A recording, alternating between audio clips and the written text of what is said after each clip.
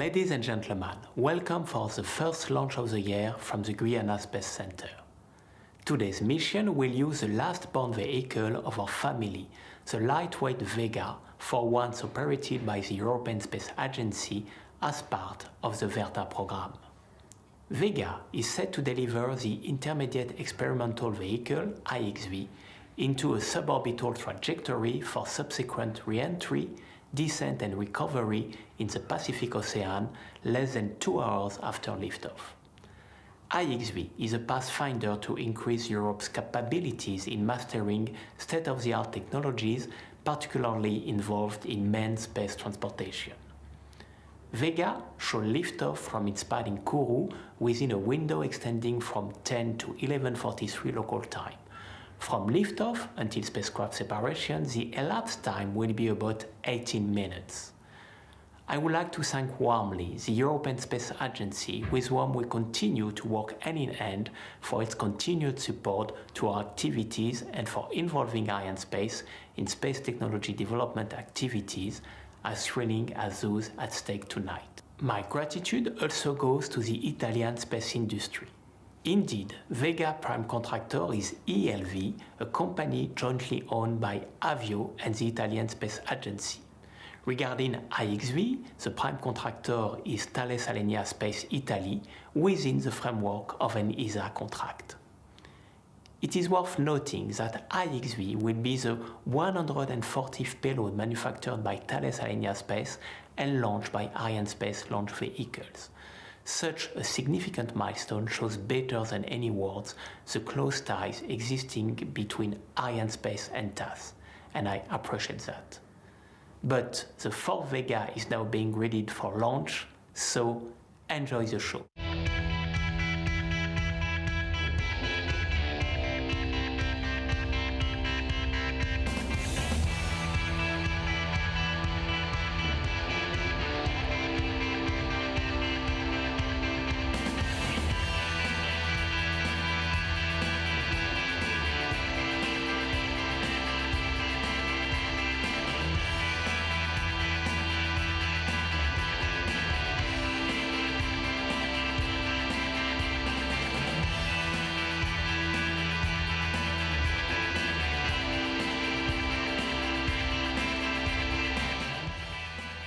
Greetings, everybody, wherever you may be, and welcome once again to Kourou, the home of the Ariane family, for our launch today of Vega.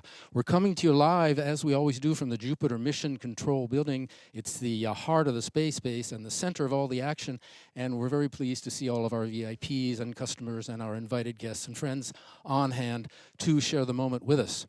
You can follow the broadcast in English or in a French translation, thanks to our interpreters, Catherine and Sarah. A moment ago, you heard Stefan Israel mention the Payload tonight, which is the reentry demonstrator. The reentry system is very important for the European space program. As you know, if we ever want to bring back samples, rocks, say, from another planet, or if you want to return home a manned crew, we're going to have a reentry system. So it's a very important launch today, and we're going to be talking about its impact on the future of the European space effort during the broadcast, so we hope you will stay with us. To open up things, take a look at the launch vehicle. 4 stages, if you've never seen Vega before. They use both solid and liquid propellant. The first 3 stages run on solid fuel, and the fourth is a liquid propellant system. The fourth stage also reignitable, and that's an important point. We'll come back to that later on. Vega is used for small satellites. By small, we mean lighter than those carried by Ariane or Soyuz, the other members of the Ariane family. Vega is used for satellites in the 1 to 2 ton class, extending access to space for what they call mini or micro satellites, and there's a big market for them. Over 1,000 people from 40 European countries and industries have come together on the Vega program. It's an interesting story, and we'll have some of it for you during the broadcast later on. To open up things at the top of the broadcast, we like to introduce you to some of the key players who are responsible for making the mission happen. We're going to look into the Arianespace Flight Directorate, also called the Flight Desk, led by Stefan Israel. And with him, we should be seeing Gail Winters, who's representing ESA from Winters. We're going to go to an interview with Jean-Jacques Dordain, ESA's Director General. Very happy to see Jean-Jacques here again. Welcome. Thank you. Bonjour. We're going to talk about the IXV for just a few moments. I was going to say a big day for ESA, but it's another big day for ESA. Yes, it's another big day, but I would say 2 days in one, because today we have the first launch of Vega, which is still in the transition period between being a baby under ESA responsibility and an adult under the Arianespace responsibility. So the first launch of Vega is an event per se. And after that, the mission of IXV, it's another event which will make Europe and European industry entering into the future with this technology demonstrator, demonstrating reentry and reutilization at the same time. Now, we are in between stages, as you mentioned. I see the I in IXV stands for intermediate. Why intermediate? Because it's one step further on a series of demonstrators that we have developed. We have started by the ARD, which was a capsule launched by Ariane 5 in the late 90s. After that, we have developed the second step was Expert, which is a re-entry vehicle, which unfortunately is not yet launched, but the development is over. Today we have IXV, which is another step with a lifting body and a lot of new technologies. And beyond IXV, there is already a name, a pride, and a program which will take the succession of IXV. And at the end, we shall have operational vehicles. There were, I imagine, some technical challenges to the project, because there always are some technical challenges. Could you care to talk about those? Oh yes, there is a lot of technical challenges, because this type of lifting body, it's a new type of body, taking the benefit of the simplicity of a capsule and the capacity of maneuver of a winged vehicle. So it's a lot of technologies concerning aerodynamic, concerning thermal problems, navigation and control, and all these technology will be tested really during this flight. All right, briefly, some people are wondering, IXV comes out of ESA's launcher, not the satellite director. Is there a reason for that? There is only one ESA. I must say that there are some directorates, but this is not the important part. There is only one ESA. And the fact that this is in the launcher directorate is not a problem, it's only a solution. Okay, Jean-Jacques Dordain, once again, ESA Director General. Many thanks. Jean-Jacques is going to take a seat. I'm going to go up to the broadcast booth. While we're moving around, take a look at a film on the launch campaign. You can see how Vega is put together.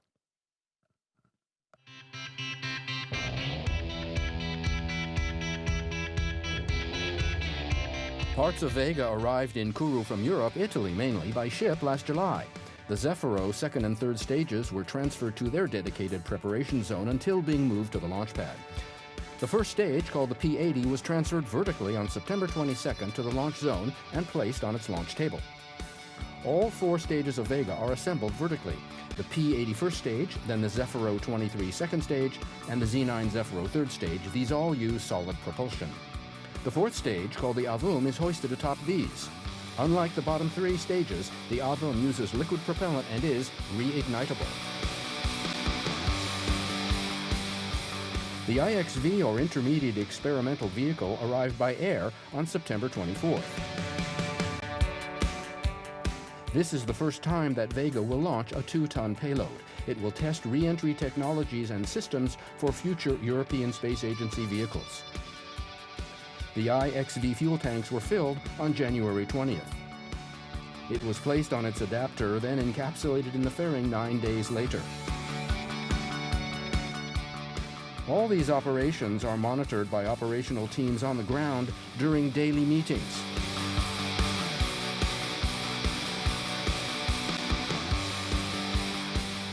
The full composite was then transferred to the launch zone on February 3rd, where it was mated atop the Vega launcher.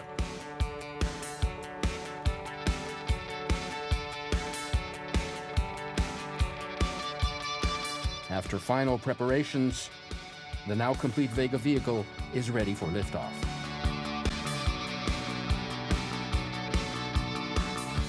And a family photo of all the people involved in the preparation of today's mission.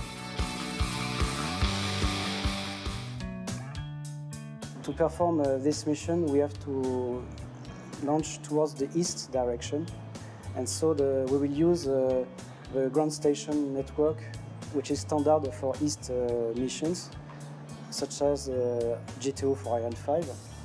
So we will use Gallo, Natal, Ascension, and Libreville in order to perform the separation of the vehicle at about 18 minutes after the liftoff. But for us, the mission is not finished. We have to deorbit the upper stage in order to leave no debris into the space after the end of the mission. And to perform this deorbitation of the upper stage, we will perform a complete turn around the Earth, which lasts about 1 hour and a half. Then there will be a second passage over the ground station network. Once we have the guarantee that the final maneuver is performed correctly, we will consider that the launcher mission is finished. Un rouge lanceur. Que tous les moyens restent prêts pour la reprise de la chronologie à H0-4 minutes en cas de retour au vert. That was the DDO who has just announced, as you can see on the screen, we have a red up on the right-hand corner at 4 minutes and 25 seconds. The clock has been stopped.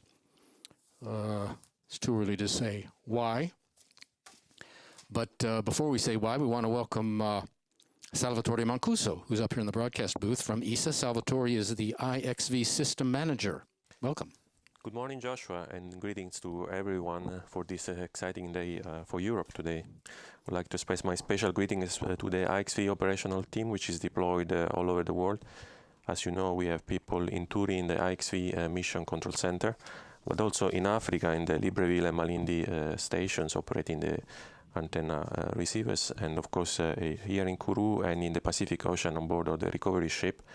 And here in Jupiter, we have the mission director, Giorgio Tumino, making sure that everything is working correctly. You can see on the right, the green status panels are a go, no-go summary of everything it takes to launch and follow Vega. And you can see it's not 100% green, because you can see a fourth up from the bottom is Ensemble de lancement in French, meaning in English, roughly the launch base. So something is not as it should be somewhere in the launch base. And what the teams are doing now, I imagine, is they are calling around the base, finding out what the problem is. And the second question is, will we be able to launch in the window that we have? The window is 1 hour and 45 minutes, long window. Right. So we should have plenty of time. As soon as we have more news on that, we will, of course, pass it along. For the moment, we're stopped at the countdown at 4:25 on our first mission of the year for Vega. So Joshua was in fact coming back from the fishbowl down from Jupiter and getting the information from the spacecraft. I can tell you from IXV side, all is green. Also, meteo is good at the splashdown. So from the IXV point of view, we are ready to be launched. We are waiting this rouge from the launch base. Now, what happens when we get a red? It's actually quite normal. It's like a stop sign. It's like a stop sign. It's red, so we stop and think, right? It's anything unexpected forces us to stop and think. People begin, as I mentioned, to examine the unexpected parameter, whatever it is, whatever it may be. And then later on, people begin to examine how to move back into the launch window. So that's what's going on right now. There is a red logic and a red procedure, and it's the same for everybody, whether you're on the satellite side or the launcher side or the downrange station side. So actually, you can say a red is a normal option. Doesn't seem like that when you first think about it. But we say that because when a red appears, it's something that has been prepared and planned. So there's no reason to panic. It's all been foreseen.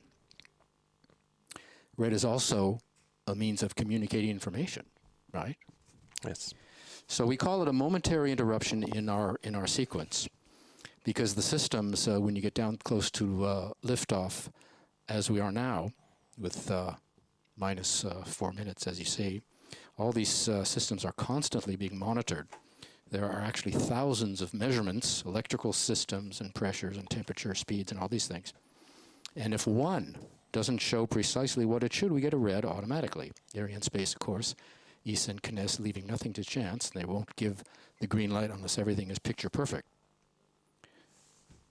So we have our red, and we are determining what caused it, and we are going to see if we can fix it. All that is going on right now. And to you, tell us more about your project.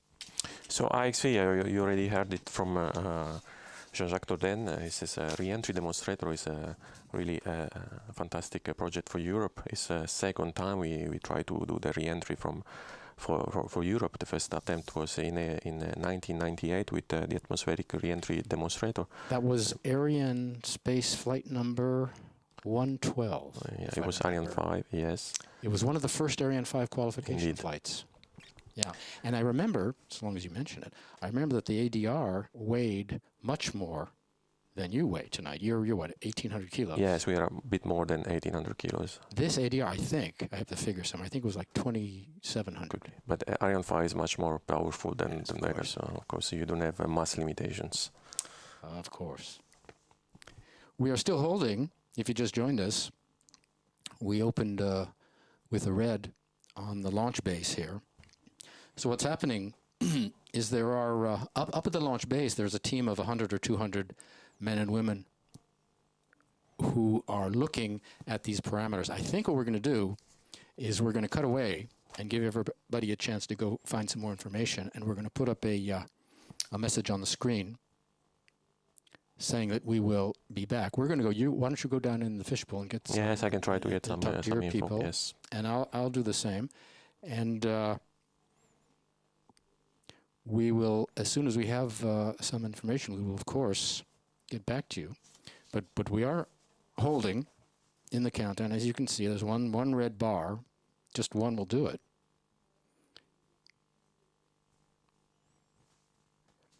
So while Salvatore goes down into the fishbowl, as they call it, the fishbowl, when I say fishbowl, it's the big glass partition here separating the VIPs and invited guests on this side, on the red side of Jupiter, about 250 seats, from the operational people that are on the inside, operational people and Arianespace, CNES, ESA, and the customers, of course.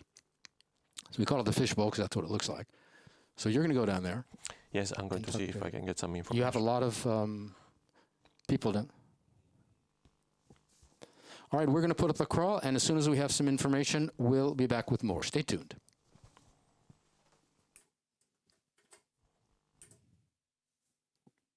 If you just joined us, we had a red at 4 minutes. The red was due to a slight telemetry loss between the launcher and the telemetry station here in Kourou called Galileo.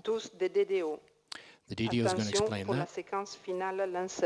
She's going to recommence the final sequence. Top. H0 minutes. So we're re-beginning again at minus 4 minutes. You can see the clock is ticking again.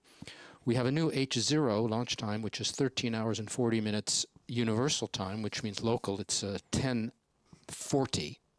Still gives us plenty of time. I think we lost, what, 40 minutes? We lost 40 minutes. We still have 1 hour to go. And this is the flight directorate, and you might remember when we before our interview with Jean-Jacques Dordain, we were going to see these people and to give you an explanation of what they do, and now you understand why they weren't there. And we went prematurely to Jean-Jacques because they were all meeting, discussing this telemetry problem. So everything is explained eventually. Basically, we're ticking again. We are moving up on minus 3 minutes. The launcher is set to go again. How about the spacecraft? Yes, I was down again on the fishbowl trying to get some information, and I confirmed the spacecraft is still green and meteor is still green. So from IXV side, we are good to go. We are good to go. This is the flight director, Patrick Loire, who is heads up the Arianespace installations here in Kourou. And I was going to say before the interview with Jean-Jacques, any problem comes up and these men make the decision of what to do about it, but they were already deciding what to do about it when we were down there. In any case, We're looking at the Vega Launch Management Center now. There are a lot of other places where people are hard at work tonight. This is one of them. Jupiter is one. This is one. This is the Launch Control Center in the same building as the Ariane 5 Control Center. Mission control overall provided from the same Jupiter building here, where most of us are tonight. We are about 14 kilometers away. These men and women here are a lot closer. They're about 3 kilometers from the pad. They're protected by a blockhouse with walls that are about 1 meter thick. And all the final operations that we're going through now at -2 minutes, monitored by these people, the final operations and the final countdown side. Now, you were just in the fishbowl and you said everything is... Yes. The mood is still upbeat. Yeah, mood is still high. Okay. Launch time is going to be 10:40, as we mentioned, local, so it's 13:40 in Europe. We had, again, our long window, which was 1 hour and 45 minutes, and we lost it. We lost 40 minutes. Go. Joshua, I think I'm going to go outside to see the launch. 30. Yes, A minute 30. So I'm just going to go into the terrace and I'll be back soon after. Don't get lost. Salvatore has never seen a launch from here. Those of you who have, you know that there are 4 terraces on either side, and you should probably soon be seeing the invited guests stepping out there. DDO. Attention pour au moins 1 minute. The DDO, Laura, is going to be calling out the 1 minute mark. Top. H0 moins 1 minute. And here we are, we're down to the final 60 seconds. So Salvatore's out there, and when we bring the cameras back into Jupiter, you can see the people here in the hall are getting up, making their way to see this daytime launch. It's quite a show when you see from here. You can see Vega's path tonight will take us right over Jupiter. When she goes, flies to the north, it's not the case. But the people here will get treated to lovely shots. 1 minute to go. Half a minute to go, I should say. You're watching Arianespace's Vega, flight number 4, launching IXV for the European Space Agency. You can watch it all on the internet. Attention pour les décomptes finales. Final countdown coming up. You hear the DDO call out the numbers. 10, 9, 8, 7, 6, 5, 4, 3, 2, 1. Top. Allumage P80, décollage.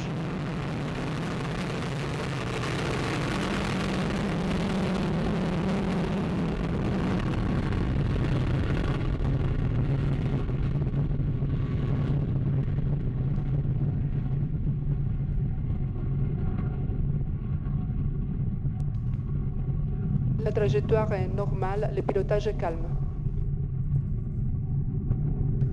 Tous les paramètres à bord sont nominaux. Well, you saw Vega rise. You saw Vega rise like an arrow, surprisingly fast if you're used to watching Ariane 5. 4 seconds, I think it took, before she cleared the pad. Those of you familiar with Ariane know that the heavier launcher rises a lot more slowly. She weighs over 6 times what Vega does. The DDO is saying that everything is normal on board, lifting off perfectly from French Guiana. Acquisition de la télémesure lanceur par la station de Saint-Georges. Beginning the 4th mission in her young career. I can see from here the people, there's nobody left in the hall. They're all out on the terraces. They're snapping their cameras. Some are clapping as the Vega passes overhead. Acquisition de la télémesure lanceur par la station navale lanceur au large de la Guyane. Everything is okay on board. Salvatore, I imagine, is snapping pictures. As soon as he comes in, we'll get his reaction. The first stage is burning now. La trajectoire est nominale, tous les paramètres sont normaux. First stage weighs 97 tons. 88 tons of that are fuel. It's quite a heavy ratio. The first stage is produced near Rome at Colleferro, then delivered to the French Guiana propellant plant here, where it's loaded with fuel, and then transferred to the booster integration building. Coming up on separation of the first stage in just about 3 seconds, and you'll see that on the animation on the cartoon. Séparation P80. There, the DDO has called out. Right on time at 53 kilometers up and at 1 minute and 53 seconds. You see the ignition of the second stage. You can see on the bottom of the screen the altitude, 62 kilometers, and our speed on the right, just over 2 kilometers per second. The second stage, called the Zefiro 23, ignited right on time, again at 53 kilometers up. In about a minute, we'll have separation of the second stage. Then 30 seconds after that, the fairing will be jettisoned. You'll get to see that.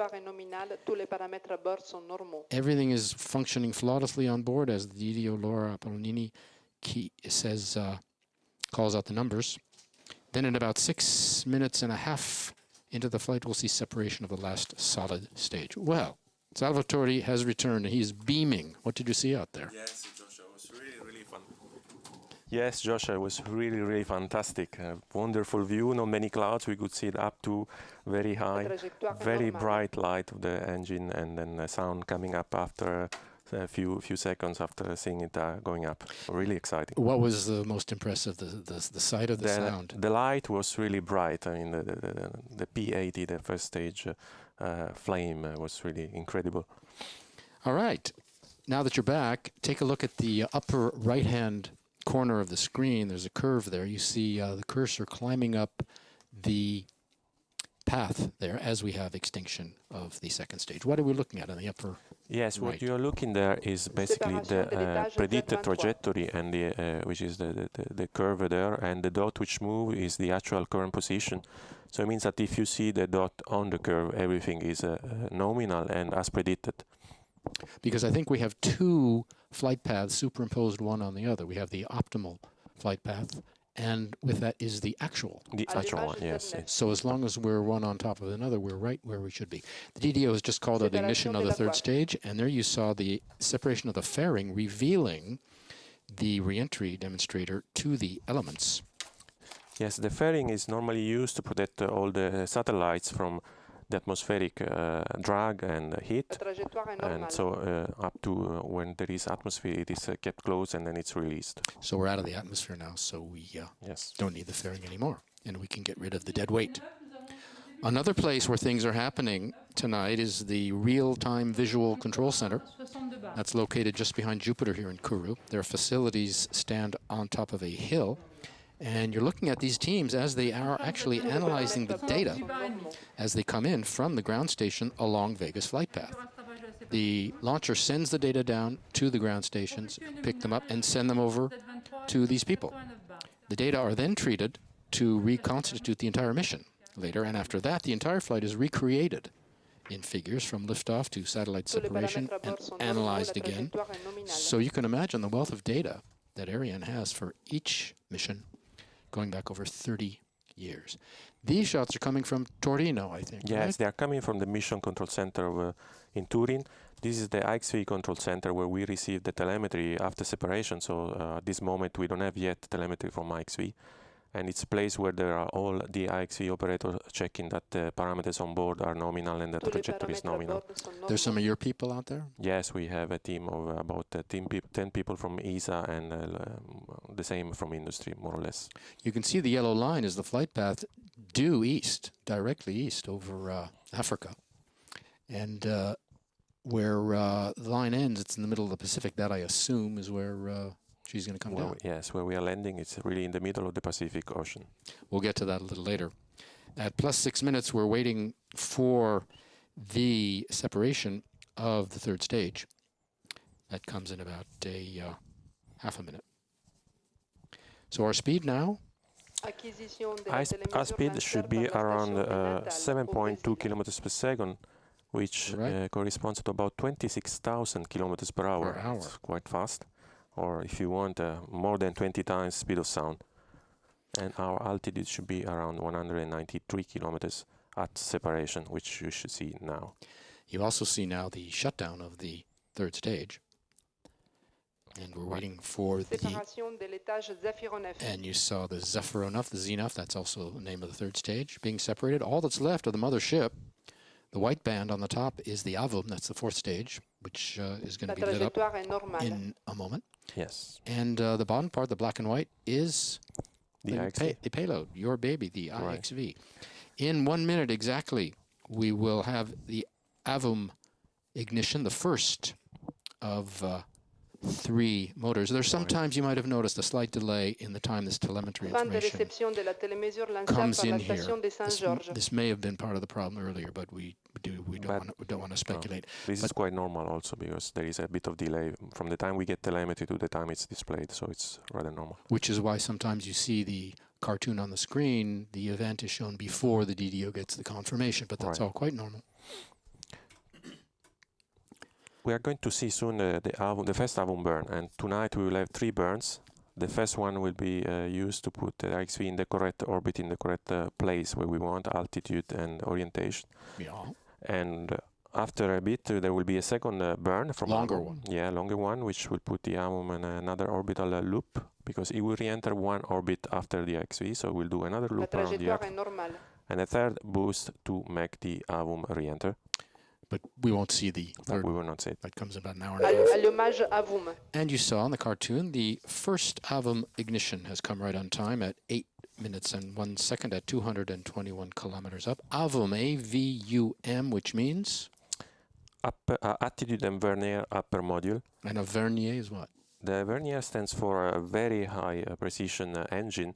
It's basically a liquid propulsion motor, which is used to, let's say, recover the perturbances that are acquired during the first stages, where solid motors provide a huge thrust, but with less precision. Tous les paramètres à bord sont normaux.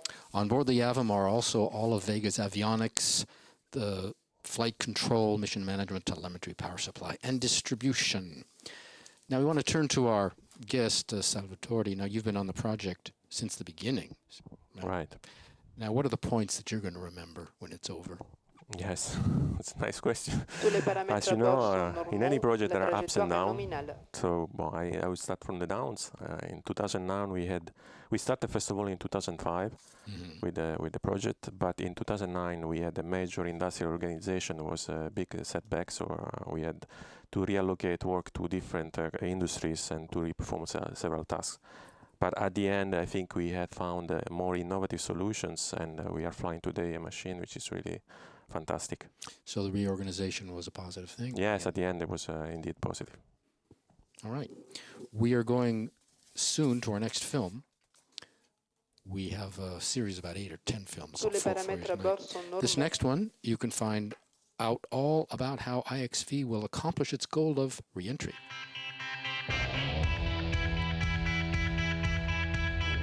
Launching a spacecraft into space is one thing. Bringing it back is another. Forces such as gravity and drag make atmospheric re-entry a very tricky business, but mastering it can open a whole new world of opportunities for Europe. Reentry technology is something that Europe has to master to fulfill the ambition to bring up to completion robotic exploration mission, so for a sample return from asteroids or from Mars, as well as for human space flight, if one day we'll have the ambition to have astronauts flying back to Earth with European technologies. This is precisely the mission of IXV, ESA's intermediate experimental vehicle. A vehicle with the shape of a 5-meter-long shuttle weighing some 2 tons, filled and covered with sensors to fulfill its task. IXV is a technological reentry demonstrator whose purpose is to experiment the technologies associated to the atmosphere reentry, which is a very challenging task. I would say the most challenging task among the space business. This is something that Europe has never done before with a lifting body with this shape. IXV will be launched by Vega, Europe's lightweight rocket, into a suborbital path. After separation, it'll fly over the Earth to reach the re-entry point and begin validating critical atmospheric re-entry technologies as it cruises to its final destination. Launched from South America, it'll splash down in the middle of the Pacific Ocean less than 2 hours later. The first objective is to measure, with the help of more than 300 pressure and temperature sensors, all the phenomenon that will allow us to validate the aerothermodynamical behavior of the vehicle in hypersonic flight. The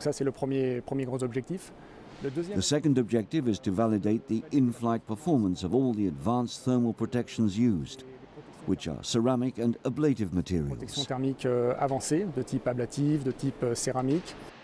Having successfully completed the development, qualification and test phases, IXV is now getting ready for launch from Europe's spaceport in Kourou, French Guiana. With this launch, IXV will not only set an important milestone in Europe's path to future autonomous atmospheric re-entry vehicles, it will also be Vega's 4th launch, demonstrating all the potential and diversity of the latest European launcher for sending all types of payload to many different orbits. We are waiting now for the DDO to call out confirmation of the end of the first Avum burn. That'll come in about 1 minute. Salvatore, you told us about the low points. How about the high points? High points. I think the first high point is today to be here to see this spectacular launch and mission. And what I can say also is that I never seen any project, the commitment, the personal commitment for the people working together from industry and agency all together was something remarkable. And you had an international team. Yes, we do have Belgians, Italians, French, Spanish, you name it, all the European countries. We asked Jean-Jacques Dordain earlier about the launcher director, the orbiter is not part of the satellite, it's part of the launcher division. Do you have anything to add to what he said? But basically, I think the first thing to say is that we are flying in the same environment as a launcher. That's why it's a natural place to be. We are flying through the atmosphere. Yeah. We are going down, the launcher is going up, so we experience the same type of phenomenon. We're also using a lot of launcher technology, starting from our propulsion system for attitude control to actuators for the flap. They are all inherited from launcher technology. So there are several reasons which justify the choice. Okay, we're waiting for confirmation of the extinction of the first Avum burn. You can see on the animation that it has happened. So we are now coasting? Yes, now we will have a short coasting phase before separation. This is typical to just, let's say, orient the payload before separation. It's called typically tranquilization phase to achieve the correct separation conditions. Our next film is on the Vega Verta program. You'll be hearing from Renato Lafranconi. Back with more in a moment.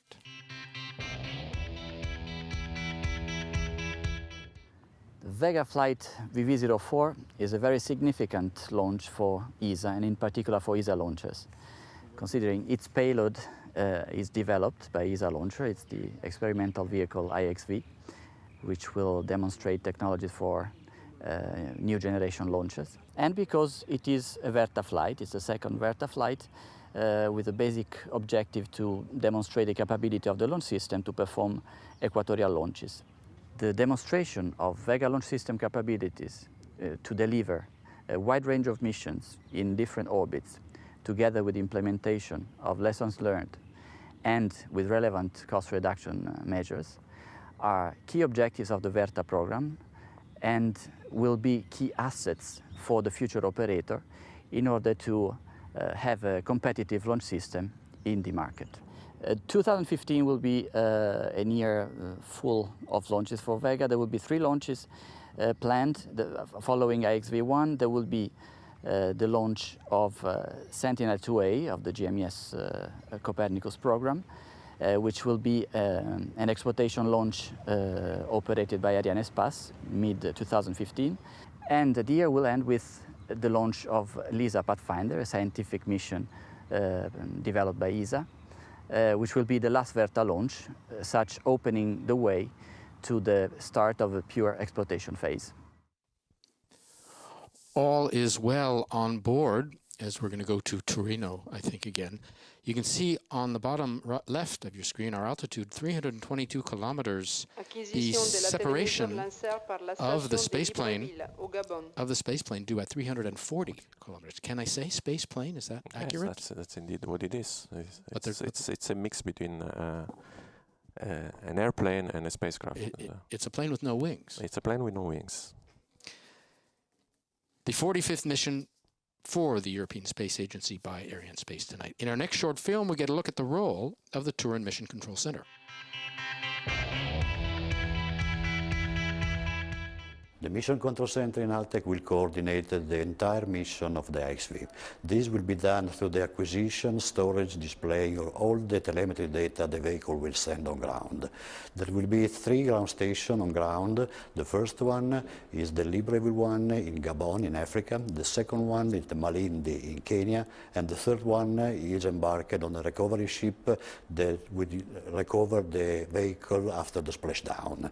All these elements are interconnected via an interconnection network that is able to provide a very reliable communication system and interconnecting system. You see our altitude on the bottom left. We're approaching 340 kilometers, which is where the space plane is going to be separated. Salvatore, less than a minute to go for separation. What is going through your mind? Yes, at this moment I'm just waiting separation, so I'm really concentrating on this event, which triggers all the systems on board of the IXV, and basically will start our mission.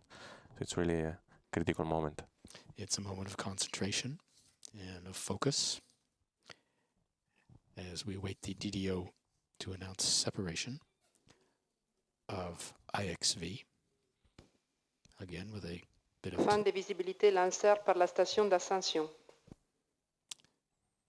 We're still waiting for the confirmation of separation. Again, perhaps some telemetry delay. Again. But when she starts, her mission lasts 80 minutes from separation to splashdown. Because she makes a suborbital flight, as you mentioned before.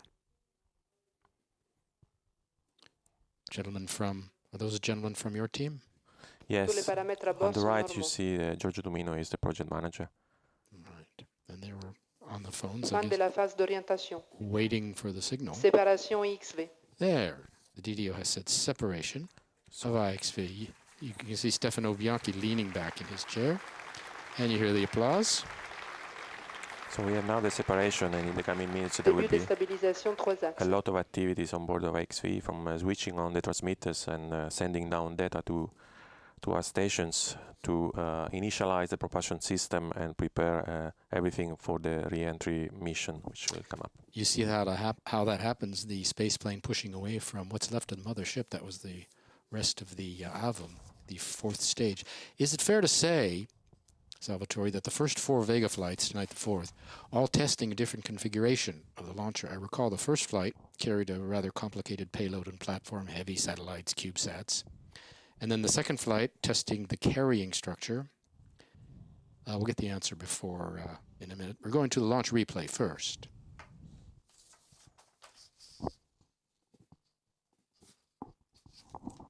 I think we have 3 shots. No?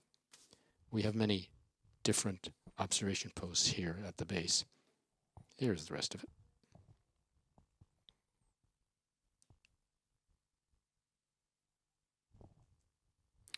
And I think there should be one more. But what I wanted to ask you was, the second flight tested the carrying structure. The third flight last April tested a single satellite, as we watch the third acquisition of IXV telemetry from Libreville Station. Now this is a fantastic we just got the news. You're smiling in from ear to ear. This is what we've been waiting for. And you hear the applause again. This is almost as good as the separation. This means that all the systems on board of IXV are operational and functional, are working, and we are getting good telemetry. That is good. So that's a big, big plus. So to answer my question, tonight we're testing a re-entry system. So the first 4 Vega flights, all for testing part of the vehicle. And in addition, this is the first Vega flight flying on an equatorial trajectory, which is quite unusual for Vega. That's right. And basically are testing also the use of a new ground station network for Vega, which is typically used for Ariane. Right, as we go east. The stations that have been picking us up, Natal in Brazil, Ascension Island, and as you just heard, Libreville in Gabon and the west coast of Africa, and Malindi in Kenya on the east coast of Africa. So we'll go soon to the recovery ship, I guess, huh? That will soon take center stage. So you want to have a few words on the recovery ship? Yes, the recovery ship is in the middle of the Pacific, ready to move towards a splashdown point after the vehicle landing. and it's about 25 kilometers away from the nominal splashdown point. Right. It's a ship which is basically being hired by ESA from an Italian company which operates normally this type of vessels for rescue operations. Which is a rather unusual move, no? That you hire a ship? Yes, well, in ESA we are not used to this type of operations very often, so yeah. Now, are the crew on the ship going to be able to see the splashdown? I think, considering that they are... Hold on, we'll get the answer. Right. We're going to go to another film now. On the ship. Welcome on board, Nos Aires. This is certainly no ordinary ship, and these are certainly no ordinary crew members. This ship came all the way from Genoa and went through the Panama Canal and is now in the Pacific Ocean. The target destination of the IXV's recovery ship and its team of mission engineers is slightly north of the equator line, some 2,500 nautical miles west of Colombia's coasts, on a circle 25 kilometers from IXV's target splashdown spot. We are inside the main deck of the Nos Aires, the recovery ship of IXV.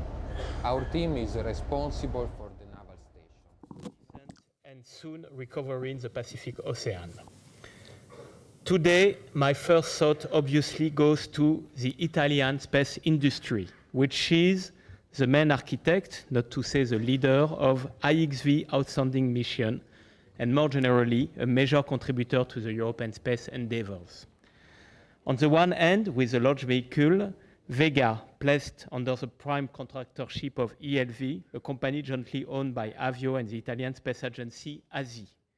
Today's flight, the fourth success of Vega in as many attempts, is one more confirmation of the Italian excellence in the field of launch vehicles. Congratulations to Colleferro's teams.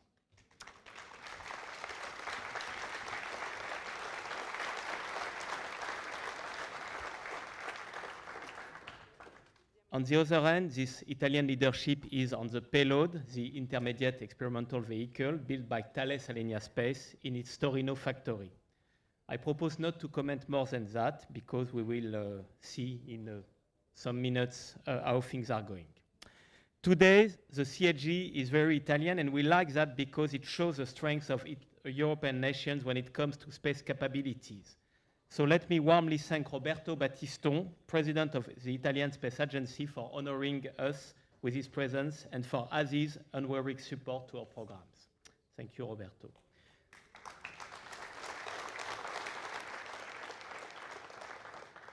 Coming back to Vega, 2015 promises to be a decisive year, with 3 missions forecasted in our manifest, targeting 3 different applications. Today, space technology development with IXV. Later this spring, Earth observation with Sentinel-2A as part of European Union Copernicus program. And in autumn, science with LISA Pathfinder for the European Space Agency. Vega is indeed keeping us with its promises. From a technical standpoint, first, thanks to its flawless record so far and to its versatility, truly demonstrated by the variety of missions it is able to address. From a commercial standpoint as well, since Vega proves to be well adapted to the needs of its core customers, this is to say, users of Earth observation satellites. 80% of Vega's order book is now dedicated to serve this specific market segment. Last year, Arianespace and ELV signed a procurement contract for 10 additional Vega units. It was a bet. I can tell you that we were right to make this bet because today we have already booked 8 missions out of this 10 exploitation batch. On behalf of Arianespace, I would also like to take this opportunity to remind how proud Arianespace is to provide Europe with a reliable and independent access to space. Tonight, as a contributor to space technology development with ESA, but more generally at the service of all European institutions with a launch vehicle family capable to address the full scope of space applications. 2015 will see no difference with a wide span of missions using Vega, Soyuz, and Ariane 5 for the European Commission, the European Space Agency, EUMETSAT, as well as French and Italian ministries for defense. Among these institutions, let me place the emphasis on the European Space Agency, for once in charge of this launch in the frame of Vega transition phase from development to recurring exploitation. IXV being the 45th ESA payload orbited by Arianespace launch vehicle so far, today is indeed the perfect occasion to express my gratitude to ESA and to its Director General, Jean-Jacques Dordain, for the successful partnership we have implemented for more than 3 decades now. So thank you very much to ESA.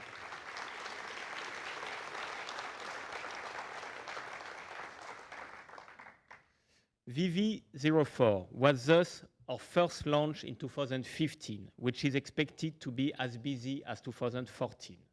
Despite our increased experience, it will remain a challenge for sure. So, in French, j'aimerais remercier tous les salariés de la base. J'aimerais remercier notre partenaire du CNES CSG, all our partners at CNES CSG and all the teams of Arianespace for their commitment and availability at this beginning of year. This year is going to be very busy, but that is good. We are ready for that. And thank you to all our partners for the beginning of this year that has started off really well with this mission. I would also like to say a word to thank the town of Kourou, which will be heading the community of Ariane cities. It took place a few days ago, and I would like to thank Kourou for its commitment in this organization. Distinguished customers and even operators for this launch, to Jean-Jacques Dordain.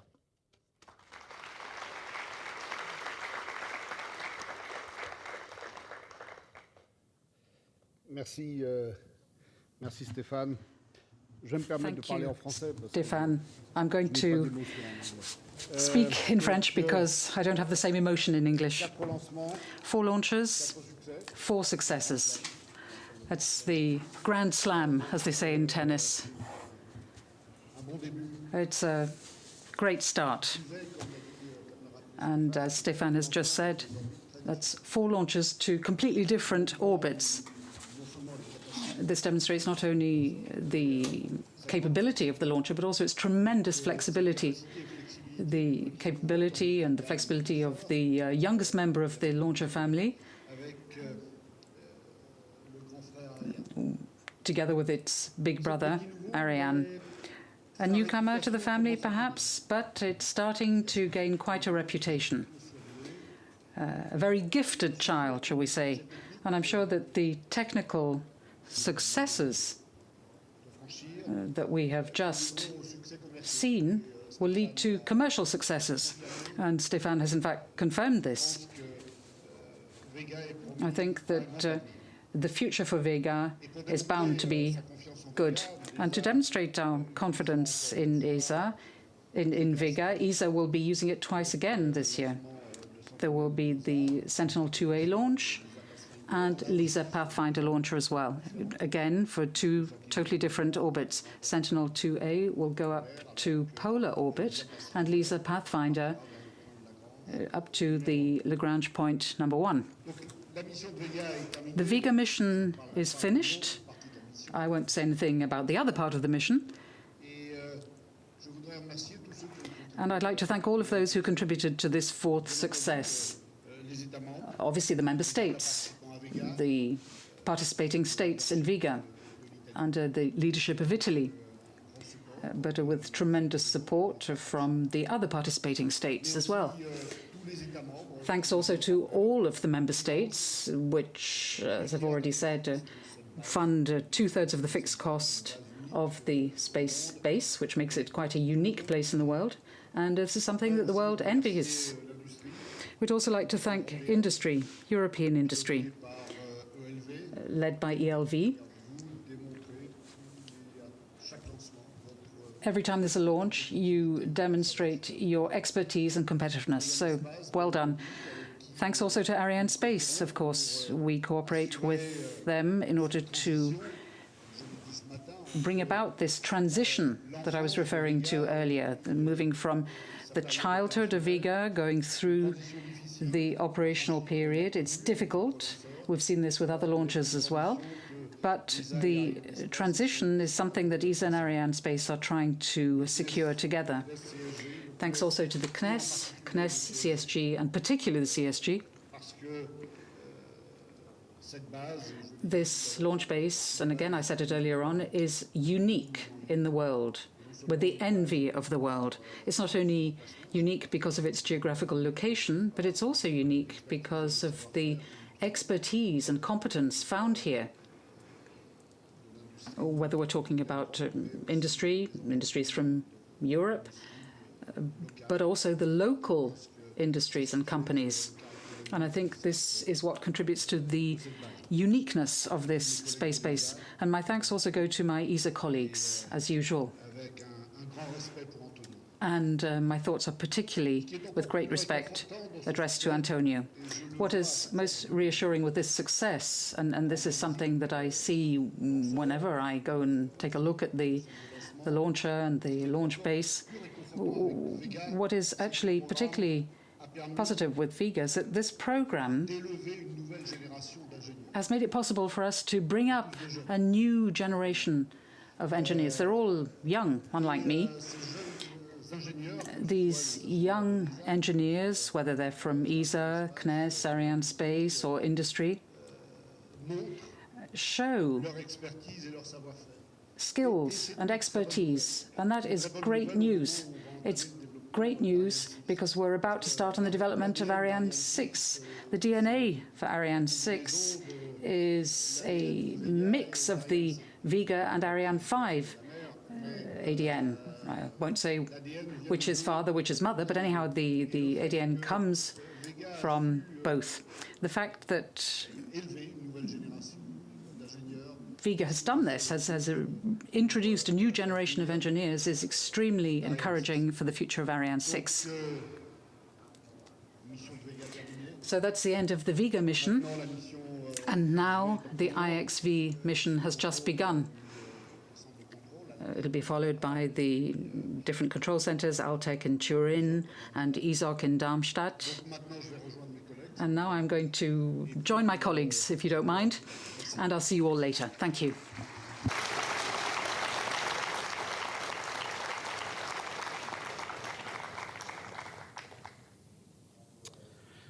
Monsieur le représentant du préfet.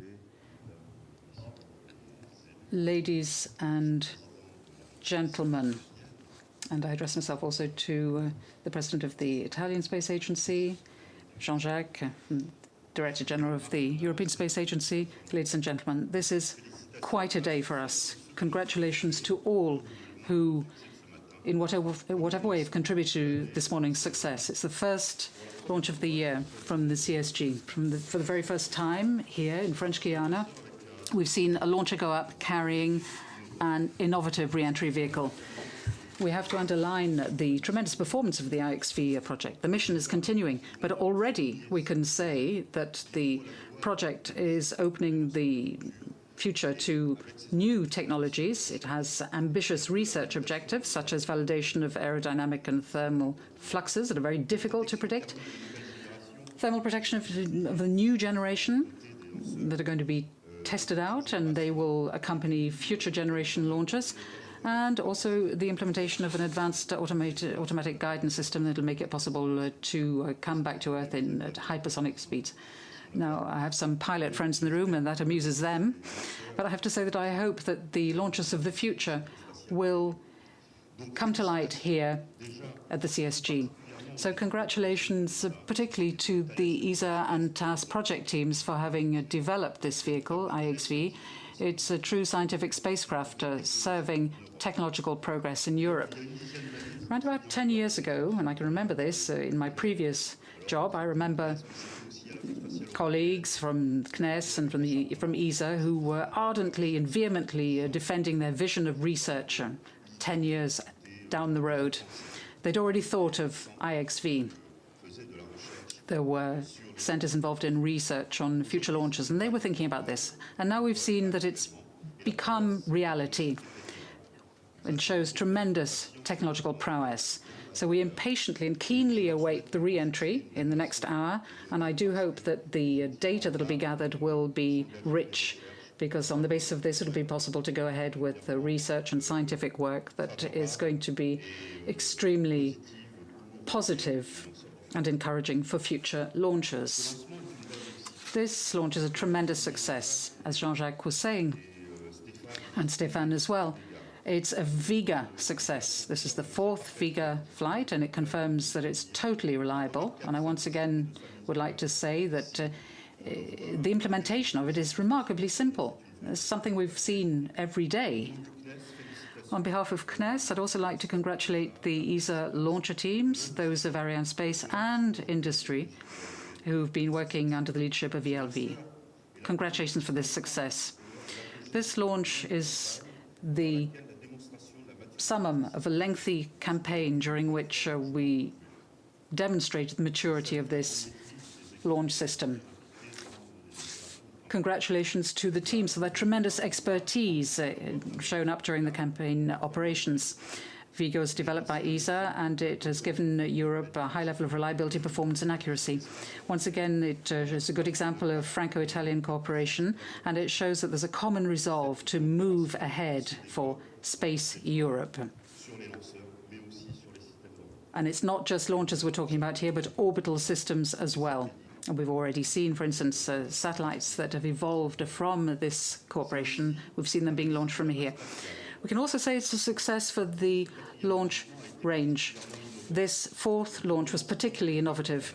It was the first Vega to the east and the first Vega launch with Vega carrying a suborbital vehicle. Now, for this launch, it was necessary to use a new relay station at Saint-Georges-de-l'Oyapock, a maritime telemetry station as well. And you've already seen how important telemetry is, because we had to repeat further tests just before the launch, and that caused a few minutes delay. We've also tested a 4th radar, which comes in addition to what the other facilities we have. And all of these innovations require tremendous preparation in order to contribute to guaranteeing the success of the mission. The CSG teams have been working hard on this, and they've shown themselves to be up to the task. Congratulations to everybody. Industries here, our CNES teams, the ground subdirectorate of the DLA as well, for their skills and competence, and also the tremendous commitment they've shown and ability to adapt to difficult situations and ability to solve all of the problems. I'd also like to thank those who were dealing with the range safety aspects for this launch. It was particularly tricky. It took a long time and it was difficult. Thanks and congratulations to ELV, Arianespace, ESA, CNES, everyone who's been involved in all of this. The men and women who deployed all of their efforts in order to guarantee a totally safe launch. Safety is our priority, and there will never be any concessions on this. As you know, security, safety, it's one of the priority aspects of our activity, of our competitiveness. The brand image of the CSG is that we are a safe launch base, and we're determined to preserve this. The safety of our base is also something that we need to thank our state partners for. So I'd like to thank the prefect and the police and armed forces who are constantly ensuring the protection of the base, and particularly in the current climate. So today's success is everyone's success. It's the first launch of the year, and we know that the future challenges will be large in number. We've got a hefty launch program, and we'll have the arrival of Ariane 6. As we look towards this, I'd like to say once again that CNES is fully committed to French Guiana, and I'd like to say that we are committed to working for ESA and the member states of ESA. We are determined, and we work on the basis of sound alliances, such as that between the space sector and French Guiana. And I'd like to thank the local representatives of French Guiana for having voiced their support, and this is particularly precious to us. And as Stéphane did, I'd also like to thank the municipality of Kourou for having taken on the presidency of the CVA for the year 2015. Many thanks for your attention.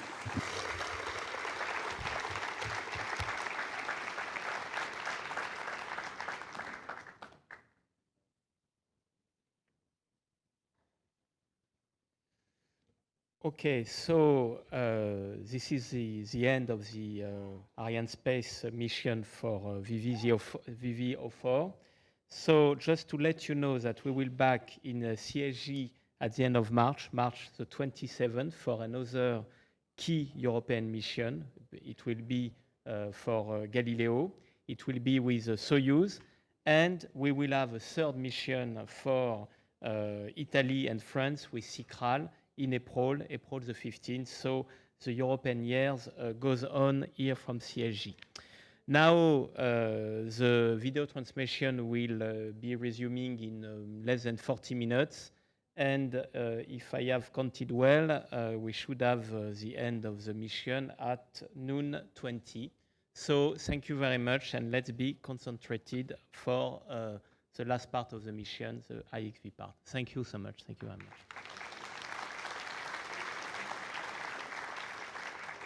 We're going to go to some shots again of the replay of the launch. The reason for the speeches is that the first part of the mission of our broadcast is coming to a close.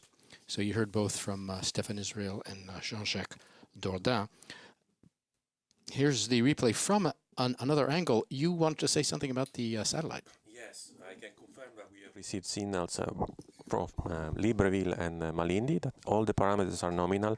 The spacecraft is ready to start the reentry mission, which will be in about half an hour when we reach 120 kilometers altitude again. So all is well? All is well. And you're a happy man? Yes. Okay.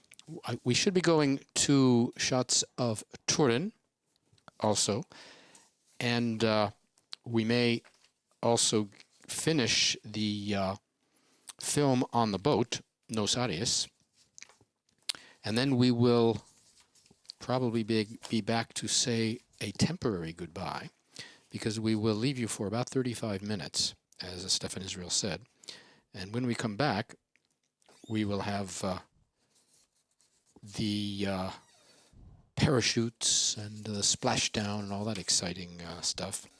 So you don't want to miss all that stuff.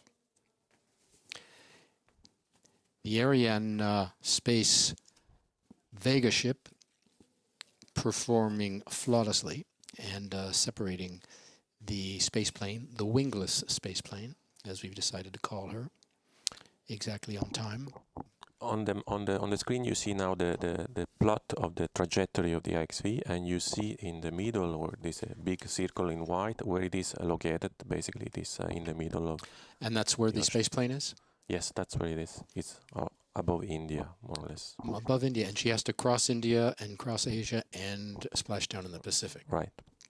And she flies, only her mission's about 80 minutes. Yes. You're looking into the Mission Control Center there at Turin. Do you know any of these faces? Yes, they are all my colleagues. There are some from Tasi, some from ESA. This is the avionics responsible from ESA, Stéphane Ducy. And behind you see... We heard from him in yes, the film. Yes, indeed. You saw him in the film. All right, so they are... Behind him there is the safety responsible on Lilian, on the Mission Control Center. So roughly like the Mission Control Center here, maybe a bit smaller. Where is this? And these are live images from the ship. That looks like the ship, right? Yes, yes, it is. And I don't see very well, but there is the operator of the antenna, which is looking back, cannot recognize the other people. So the man on the phone on the left... The man on the phone is the safety responsible from Jupiter here. I think he's talking to the other guy, which we saw before in the Mission Control Center. So the Mission Control Center seem to, well, they're not the same, but they have the same sort of responsible people and the same jobs and Indeed. The same desks and computers, I imagine. And there is the fast boat. That's one of the Zodiacs. Yes, exactly. They call them. This fast boat will leave as soon as we give them the signal of the splashdown, and will reach the vehicle very, very quickly. Yeah. Because the ship will take some time before covering the 25 kilometers. So ship takes about half an hour. Right? Yes, it will take about half an hour, while they will get there in about 10 minutes to secure the IXV. So this is one of the Zodiacs. How many are there? There are two. There are two. I think the other one is with the cameraman on board, so we cannot see. Good call. That's probably right. So they are going to make their way, once they realize where the splashdown has occurred, they'll go over there. All right, we're going to go to the film on the ship that we've been talking about that will retrieve IXV when she splashes down. And then after that, we'll be back to say a temporary goodbye.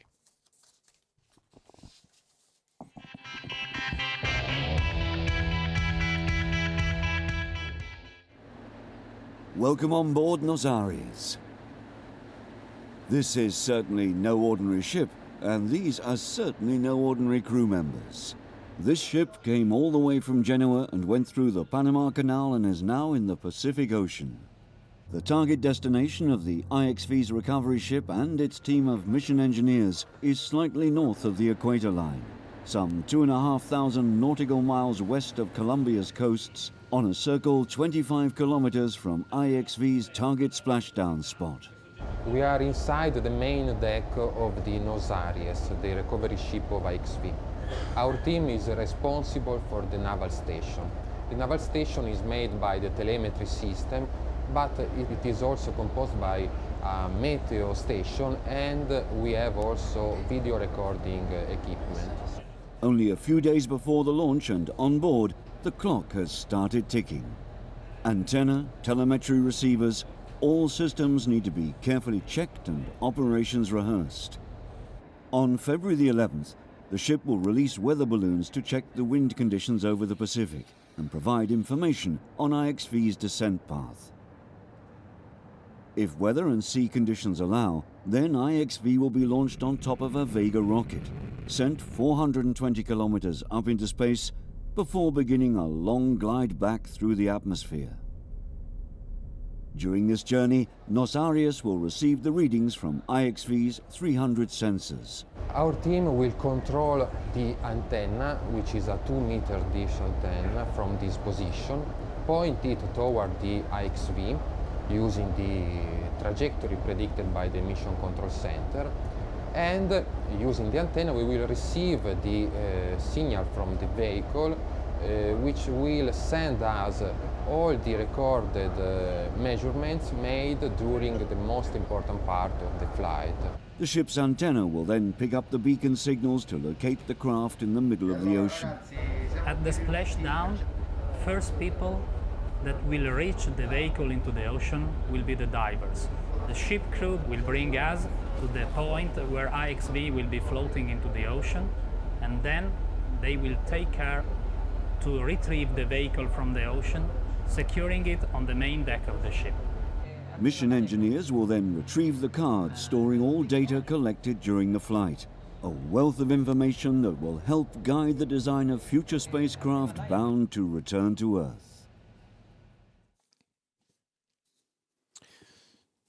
So you can see the trajectory, you can see the white circle where we are. We are still over India, and we'll be making our way north of Australia, eventually into the Pacific, where we'll have splashdown in a little over an hour and some. We're going to cut away in a moment and be leaving you for about half an hour, I think. And then we will come back and we will have the final half, the final part of the mission. So you don't want to miss it, because we're going to have the splashdown of our passenger, IXV. In the meantime, you can follow all the action on the 3D animation and the curve, which will continue to appear on your screens.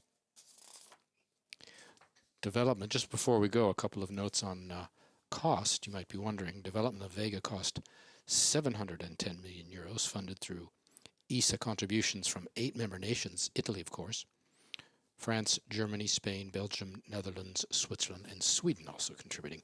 Today, all ESA member nations are concerned.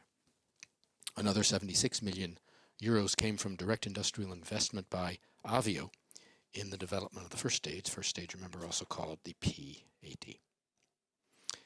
And the IXV, we are told, costs about 150 million. That includes the ground segment, does not include the launcher, of course, which is roughly the cost of your standard low Earth orbit satellite, which is not bad for such a machine.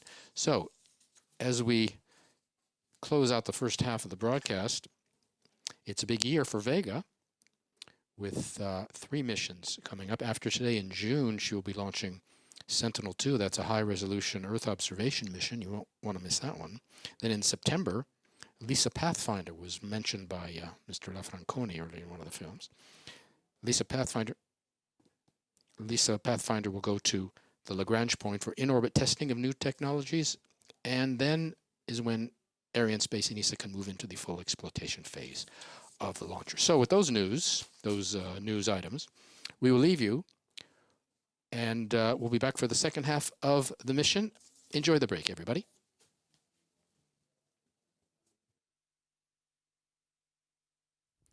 Welcome back. Joshua Jampel here with Salvatore Mancuso. We hope you enjoyed the interlude and continue to follow the progress of Vega and the IXV. Saw some pictures of the boats. All has been perfect. You were down on the fishbowl during a blackout. What did you find? So I found out that basically all is nominal, as I was saying at the beginning, and we got also the confirmation of the separation conditions, which appear to be those expected. So we should be really re-entering in the correct gate, and we should be acquiring, in fact, the ship signal in a couple of minutes. If you just joined us, the story so far, successful liftoff, and everything since has been successful. If you've forgotten, these shots may remind you. IXV separated right on time.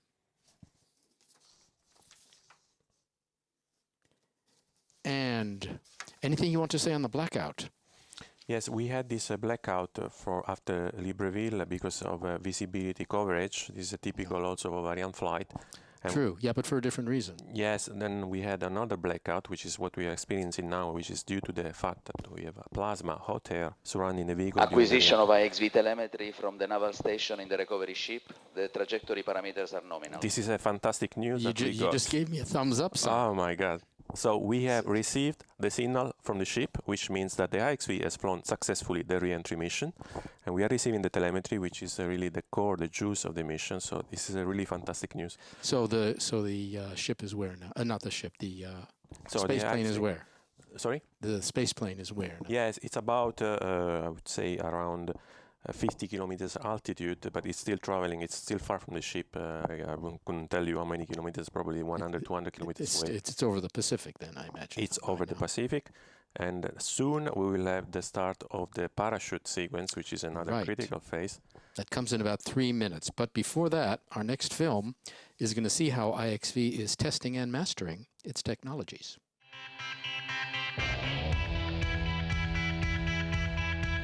Imagine being dropped from an altitude of 400 kilometers, having to re-enter the atmosphere at a speed of 7.5 kilometers per second, while facing temperatures of more than 1600 degrees Celsius. This is the odyssey awaiting IXV, Europe's intermediate experimental vehicle when it is launched on board of Vega.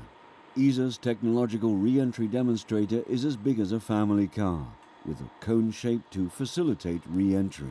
The IXV has a lifting body shape, so basically it's different from a capsule.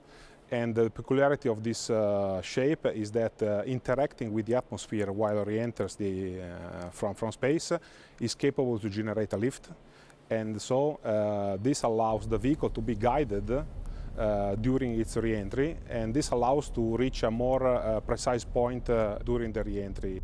During its 2-hour flight, IXV will try to better understand the interaction between environmental pressures and structural components of the space vehicle, and it will test new materials to avoid burning up during re-entry.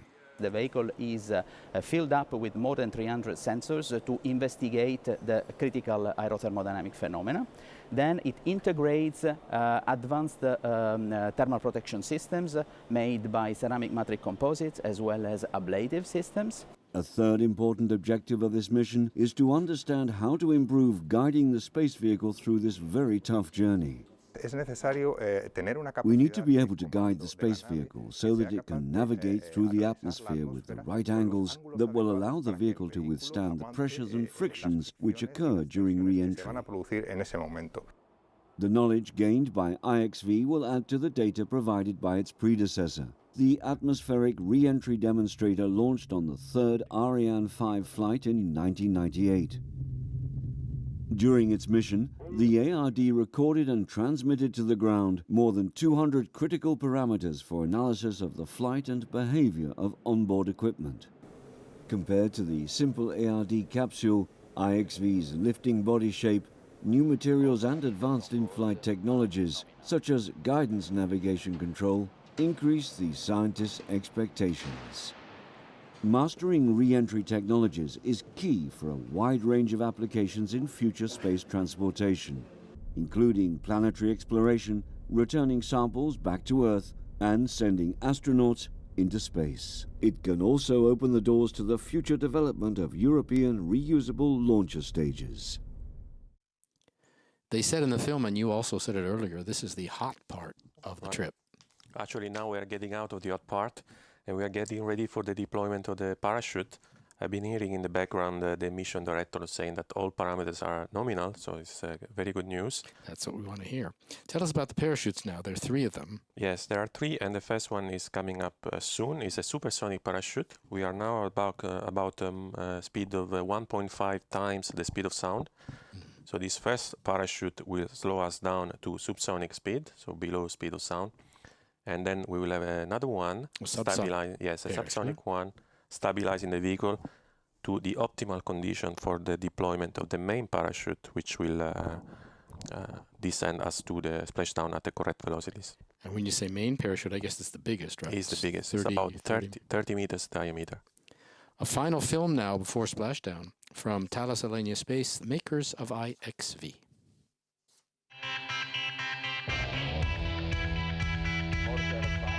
IXV program at Thales Alenia Space is to integrate the components coming from more than 40 European company, university and a research institute. A consortium of entities spread over 10 countries. The intermediate experimental vehicle is targeted at in-flight testing of critical systems and technologies for re-entry. As such, the first challenge we as prime contractor had to face had been the integration and harmonization of on-the-edge technologies into a complex and flying system. IXV will be the first flight model to use high-thrust monopropellant propulsion. We've been working in close cooperation with the ExaMars project to develop a new type of feeder line to the different high-thrust motors. We've also developed new processes to decontaminate the vehicle after splashdown in the South Pacific. Having led this complex project has signified for Thales Alenia Space a huge step forward in mastering re-entry technologies and in getting ready for the future. My thoughts are with the Thales Alenia Space AIT propulsion teams, who will be spending 28 days at sea in a novel operation to decontaminate the propulsion subsystem once the vehicle has been recovered from the ocean. We're proud to take part in what will be a premiere for Europe. The subsystem will need to be decontaminated on the deck of the vessel using a new oxygenated water-based process. We managed in 6 years to develop and deliver the vehicle at this ground segment in line with the commitment we took with our customer ESA in terms of schedule and financial budget. So in about 10 seconds, the first parachute, it's a supersonic parachute, will be jettisoned. And about 30 seconds after that, the second parachute, stabilizing parachute, the subsonic one, will go. The second parachute is supposed to stabilize the vehicle until it reaches the correct altitude and meets its speed conditions. I think we have from the ship out there. Yes, live images from the ship, trying to get, not yet, because we have not yet deployed the main parachute, but if possible, they will try to get live images of. Do you think they can see the? It should be visible, but I see that there are some clouds, so it will be difficult. It will be low on the horizon, and there are clouds, so I'm not sure. But at least it's daylight. It's after 7:30, I think, roughly in the morning. So this system is for landing on water. It's just has been selected specifically for this mission. It's not going to be standard for the other missions. Is that right? Right, correct. Because in this mission, basically, we were concentrating on the so-called hypersonic range, very high speed, and so we didn't really need to investigate the lower speed regime. So we selected this type of a system with a supersonic parachute, 3 stages to just recover the vehicle. But for the next system, we are planning to land on ground, and so we will have to select a different system. That's the Pride system, which Jean-Jacques Daudin was talking about earlier. So we have had, apparently, deployment of the main parachute opening confirmed. So the DDO has confirmed now, actually, the mission director, sorry, has confirmed now the opening of the main parachute, which is basically the last main event before the splashdown. We will have now a few other events. The main parachute slows the vehicle to about, what, 5 meters per second? 5 meters per second, about 20 kilometers per hour. And this is the landing speed on water. And all the while, the vehicle is continuing to transmit telemetry data. You see the men from ESA, Mr. Daudin and Mr. Bianchi, standing behind, very alert, watching the screens. So I think the camera is trying to get the parachute, but there are clouds low on the horizon, so it's difficult to see. Splashdown due in 9 minutes.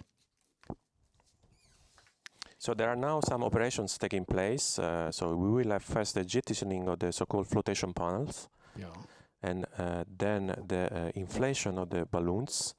And before there were the operations needed for purging the system, which is the propulsion system to allow passivation. Exactly. That's what they do on Ariane. They get the fuel out for Then we get the jettisoning of the balloon panels and the inflation of the balloons. Now the balloons are also beacons, which will help localize the vehicle. Yes, they have 2 beacons for redundancy, which will send a GPS signal to satellites and will be broadcasted to the ship and will help localize the vehicle during the final descent on the water.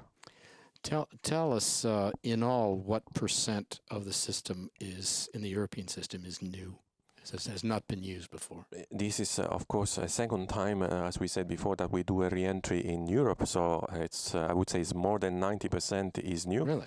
We are using equipment, electrical equipment, as we said before, from launches, but all the rest is brand new. And some of the unused before, what? You mentioned some ceramic. Right. The main thing, I see the boats are heading fast off. boat is departing. So we have, I think, a confirmation. We should have confirmation on the So splashdown point. Descending speed is confirmed nominal at 7 meters per second, And including the mission director has just wind confirmed the drift. descending speed is the nominal one. That's right. And you see the 2 boats heading off, so they must have either spotted it or got the Yes, I think they telemetry. probably saw it and are moving towards it. To know where it is. Yes, so it's also very good news. I hope, I don't know if we will be able to see live images of the vehicle, because I see that actually the camera is on board the ship and not on the fast boats. So I'm afraid we will not be able to see the images.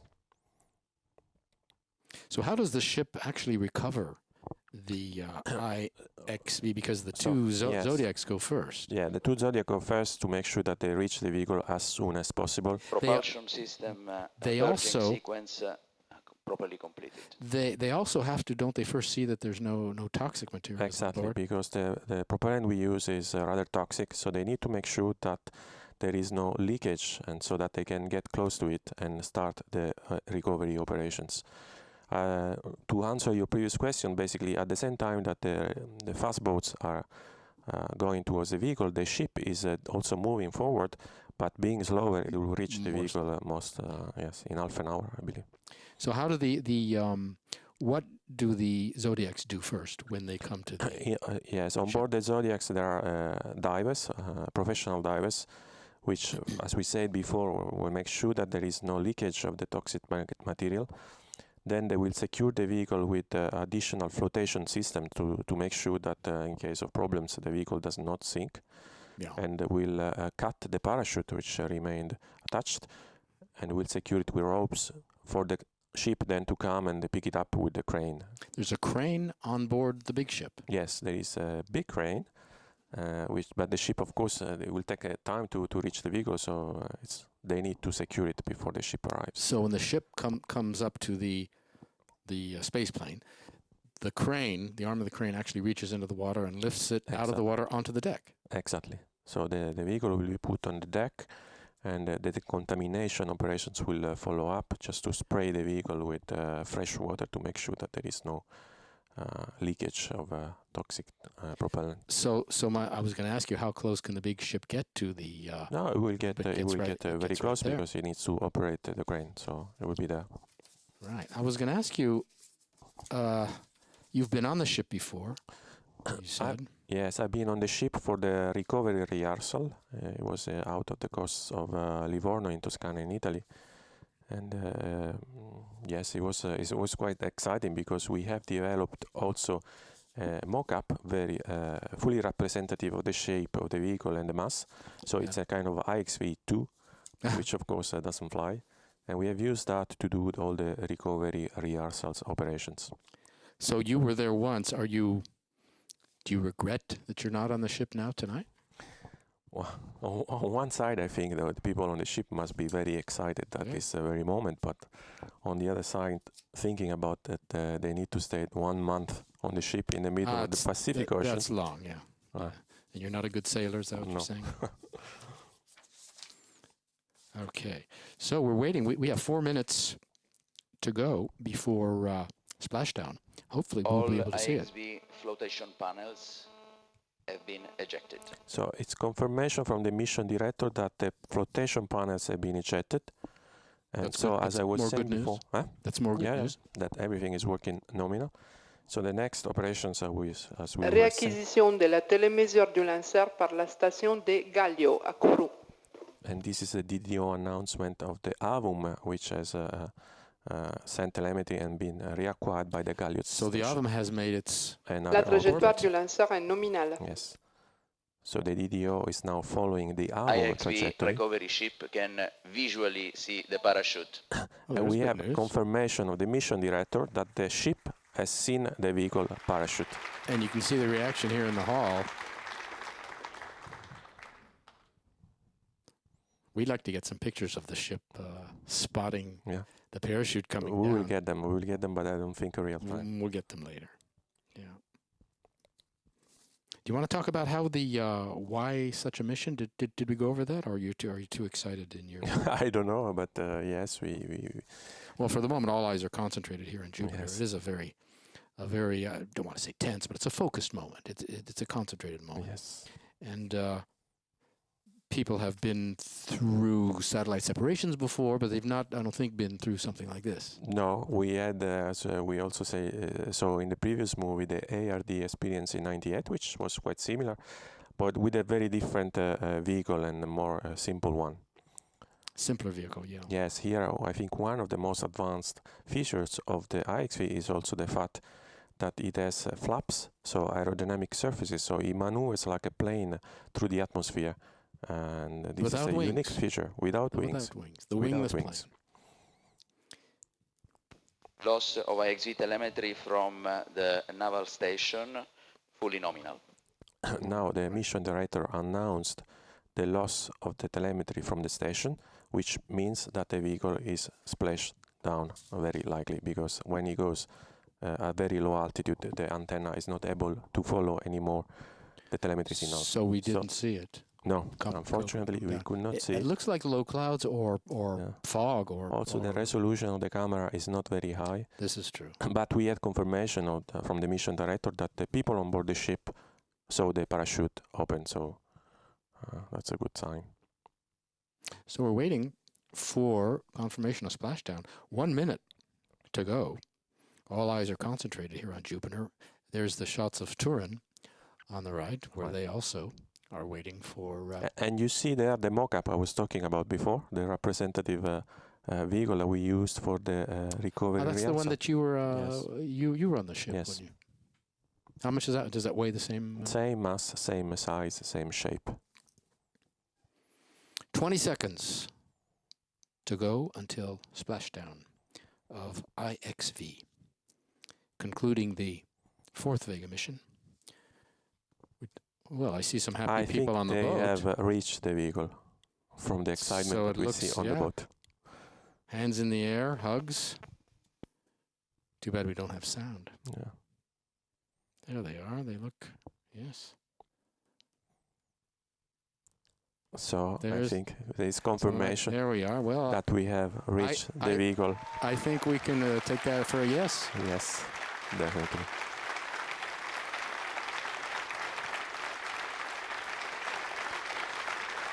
What a fantastic mission. Réacquisition de Fully la télémétrie successful. lancée par la station navale So tell me, lanceur. after the good news, what's going Tous through les your mind paramètres vont me son ordre. now after the successful splashdown? Yes, right now just excitement. And yes, I don't know, getting ready for the next step. We have a lot of work we have plans, coming up. Ambitious plans with the Pride program. Will be the next step. Will be an operational demonstrator. So that's the one that's going to come down on land. Yes, the one that's going to come down on land and remain in orbit for some time before re-entering. Well, some very telling images. The mood here you can see very buoyant in Jupiter and all across the Space Center and at all the points and posts, including ships and mission control centers in Torino and everywhere. Everywhere where people are working or following the mission are parts of it. So from the concentrated moments just minutes ago, you can see the change of mood. Everybody seems very relaxed and happy now. And I imagine the champagne and the cigars are going to be forthcoming. Tonight there will be big parties, I think. I think so. Vega's mission is over, and the IXV mission is over as well, right? Yes. Well, now there is the recovery part, which we will not see because With the the ship will crane. take some time to approach the vehicle with the crane, the lift of the vehicle on board the ship, securing it and decontaminating it. The mission is over, but our show, our broadcast is not. We're waiting for our traditional post-launch speeches. We'll be hearing again from Stéphane Israel of Arianespace and likely from Jean-Jacques Dordain again. We may be hearing from the Italian Space Agency and from Thales Alenia. I see Mr. Dordain is at the podium. His will be the next voice you hear.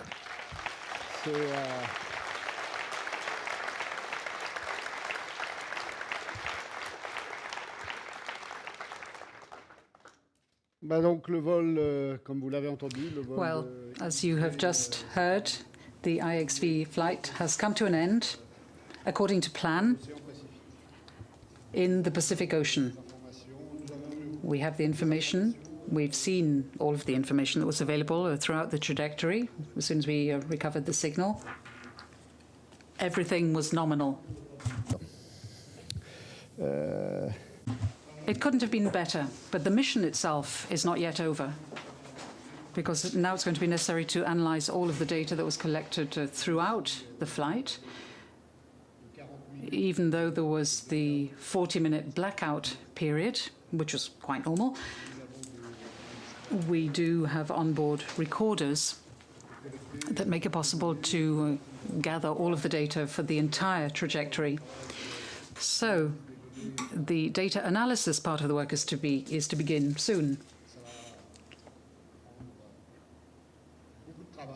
It'll be hard work, but it will move the frontiers of knowledge further back concerning aerodynamics, thermal issues, guidance and navigation of such a vehicle, this carrying body.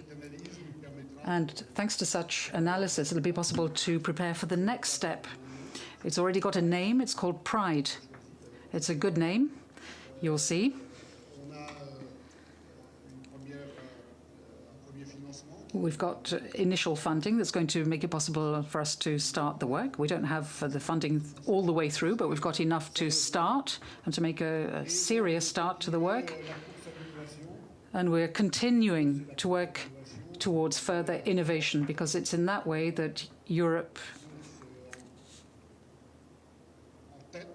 can be up among the forerunners in space. And I can tell you that we're actually leaders in many areas, particularly when it comes to landing. Nobody has done what we've done,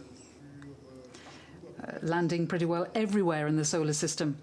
We landed on Titan with Huygens. We landed on Mars with Beagle. We now know that, even though at the time we didn't realize.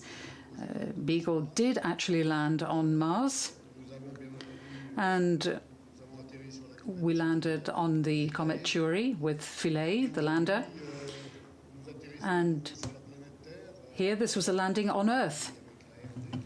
After the ARD landing in the past, we now had today the IXV landing. The advantage of this is that we once again had far more accurate re-entry than we had with the capsule. And it also means that we're moving a step closer to the reutilization of re-entry bodies. And you know that that is something that's vital for the future of space activities. On Saturday, there will be separation of ATV5 from the ISS. So I can say that the capability that we have in Europe for in-orbit rendezvous, and that includes what we did with ATV5 and what we've managed to do with non-cooperative objects, because prior to docking with the ISS, there were a number of tests that were carried out, rendezvousing with non-cooperative objects. So in this way, we've demonstrated our ability for rendezvousing. We've also demonstrated our ability when it comes to perfect atmospheric re-entry. So this means that we are the envy of the world, and we're a sought-after partner when it comes to exploration and transport, because after all, what we're talking about is space exploration and transportation. I would like to thank all of those who've contributed to today's success. I did so before the mission this morning, and I thank them for all of the work they've carried out, and now I can thank them for this success, which is another stage in the work as a whole. There's only one regret I have, and I say this every time round, and that is that success always looks easy. We even had to hold the countdown so that we could give you the impression that things were actually a little more difficult than expected. Whereas, in fact, I can tell you that success is the sum total of a huge amount of work. You don't get it for nothing. You have to go out and look for it. And as I said this morning, my colleagues can never provide a guarantee of success, but it's something they always deserve through their work, through their devotion and their expertise. So I truly want to thank you all. Thank you also to industry. And when I say industry, that means 40 industries that have been working on IXV under the leadership of Thales Alenia Space Italy.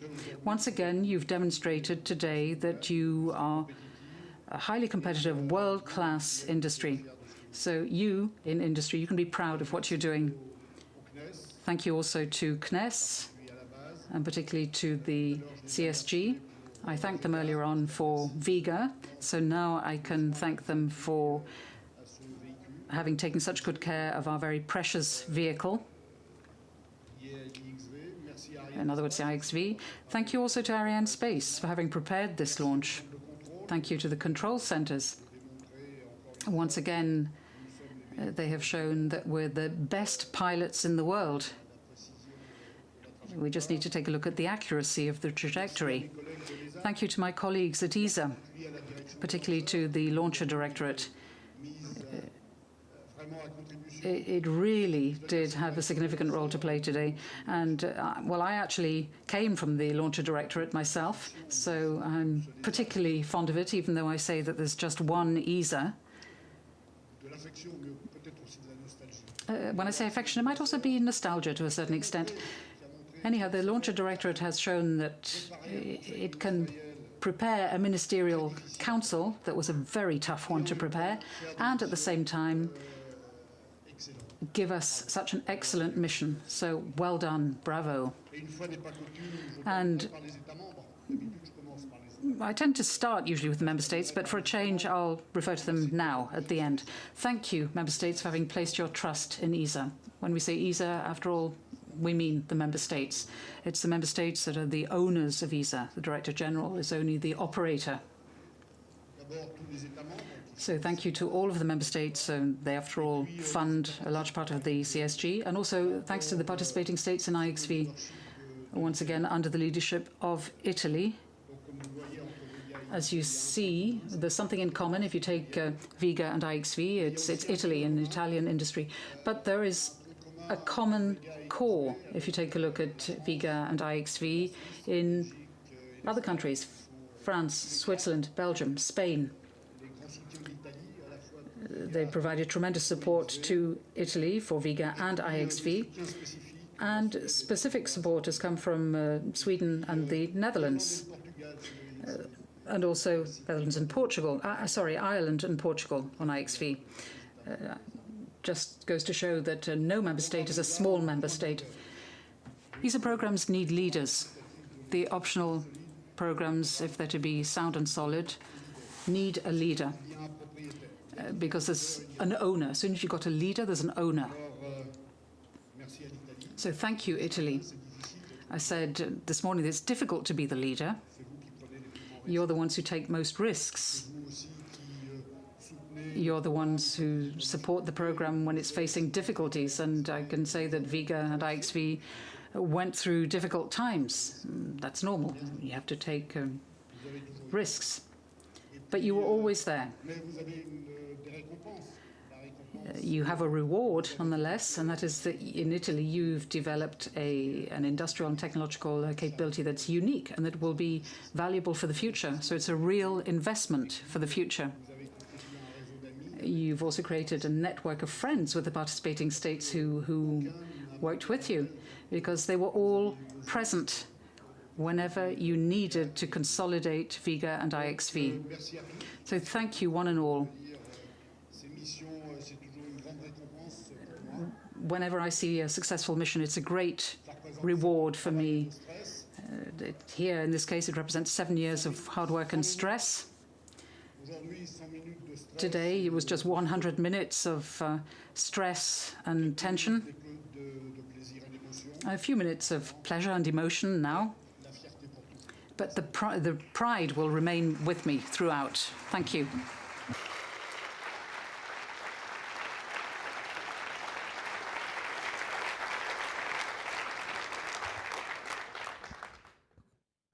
So, what to add to so many interesting talks, and in particular to such a very frightening, interesting, stimulating 100 minutes, plus some little bit more to keep the attention high. First of all, a big thank. So, I would like to thank, first of all, Jean-Jacques. Jean-Jacques qui a guidé l'ESA. Jean-Jacques, who guided the European Space Agency. D'accord, vous Je parle français, l'anglais part. Sometimes when I speak English, French, I get mixed up. Many adventures, but in particular, this one of IXV. And I would like to thank him, and through him to thank ESA and all the fantastic team that did all that. I mean, we must acknowledge that the engine, aside of the money, are the people. And people are more important than money, of course. I would take the opportunity to thank, they are not here, but they are in Turin, and they're probably listening us, Minister Giannini, representing the Italian Ministry of Research, which is the ministry which overviews and support the Italian Space Agency, and Madame Fioraso, the Secretary of State, which is in charge of space and has been instrumental for many programs, in particular for the very fruitful discussion which brought us to the positive conclusion of the Ministerial 2014. But aside of thanking these leaders in the various realms, I would like to thank very strongly people which have been at the beginning of this enterprise, in particular Antonio Fabrizi, which is listening to us from Roma La Sapienza, and I think today he had a very satisfactory participation to this historical event. And I would like also to thank all the people which are spending their life in training new engineers. It was said before that the team we have on our my back, the team in ESA, the team in Avio, in ELV, in CNES, of course, are young people, young engineers, young scientists.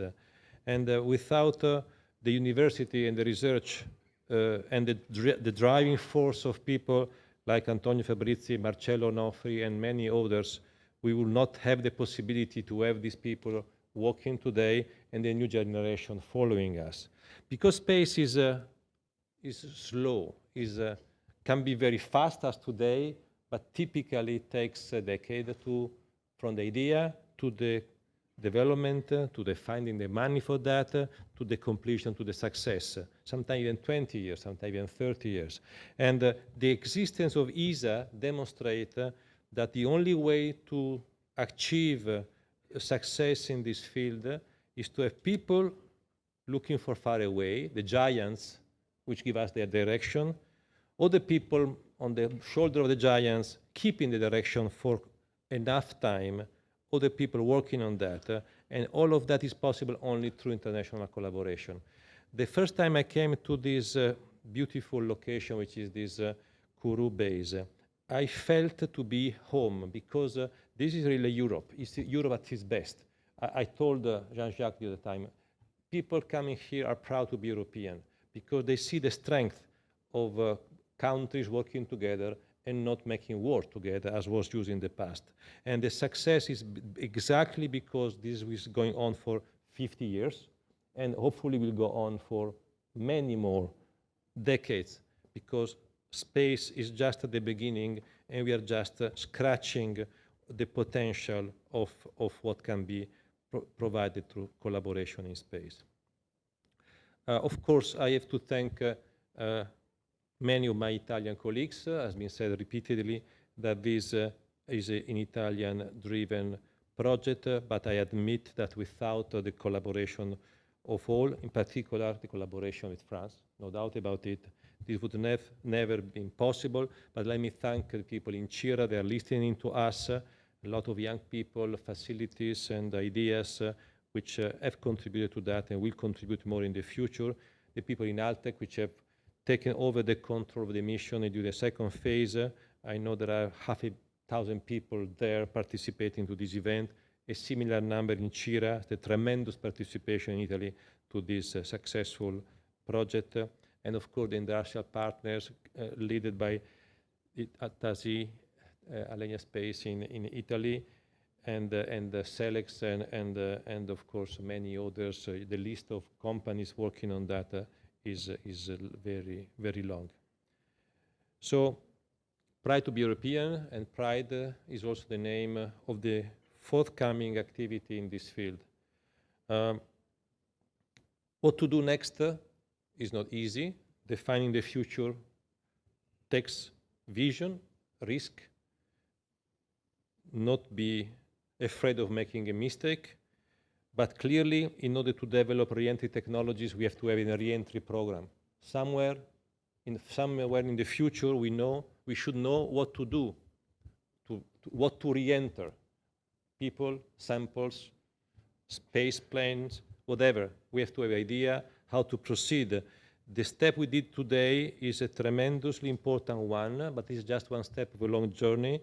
And Pride is exactly a program designed to figure out first what to do next, and then concentrate initial resources for the first phase, knowing that it's a long journey and has to be part of a grander project of getting to space and re-entry from the European side. Maybe on another planet, maybe on Earth, who knows? Space is about surprises, and we have to be ready for that. And let me just finish my little intervention recalling that a few months ago, it was said by the Director General, Europe, ESA, and in particular a few countries which are spending most of their resources to support ESA, made an historical step, again about collaborating to finding a best way of providing launcher to Europe for the next 10, 15, 20 years. It cannot be unnoticed that this has been possible only through collaboration. It would have been very easy to stop it, to delay it, to push because of economic crisis, political tension, or whatever, to the next ministerial and to the next ministerial again. But we did not that. We do have now a very strong program where all is in this base, all is within ESA, all the industrial capability through Europe is making the basis for the next step.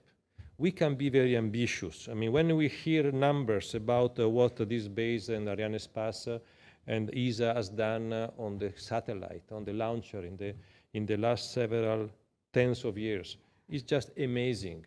It's just amazing. So often we talk about Europe as something slow, something not competitive, somebody that the big other superpower will easily beat. It's not the case. Space is not the case. So if we can do it in space, why we could not do it in several other areas? And since we are not being beaten in space, we are still competitive, we want to be more competitive, I think we will have 50 years in the past, but 50 years in the future to look for a lot of successes. Thank you to everybody. Thank you, Jean-Jacques. Thank you to Arianespace, to Philippe, and see you for the next launch very soon, Vega, this year, maybe too. Okay? Thank you so much.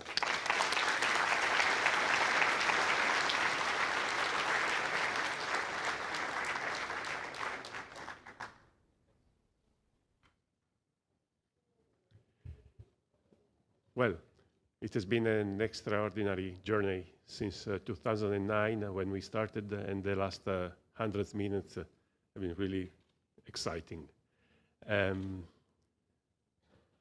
After two speeches as the ones that we have just listened to, there are just few words to add.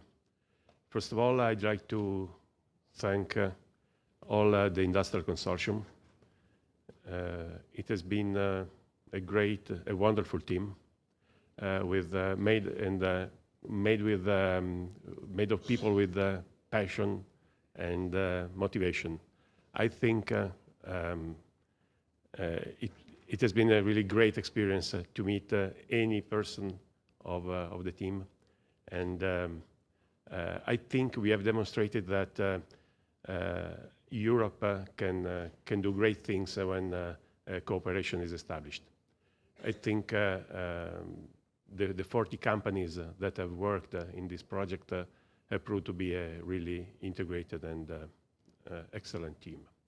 Then I'd like to thank our agency, because they have supported us when the time came to start again with the IXV project, and their passion as well has motivated us to reach what we have done today. The last thank, of course, goes to ESA and to ESA operational team. They have worked with us in a real great and integrated way, and they also pushed us when it was necessary to reach the target of the schedule and the various important checkpoints of the project. And Professor Battiston just said that now it's time to think to the future. I think we as industrial consortium are ready to take the challenge and to, first of all, to assess the data, because we will have a huge amount of data to understand and to work on, and then to prepare for the next step that is already upcoming, that is Pride. Thanks.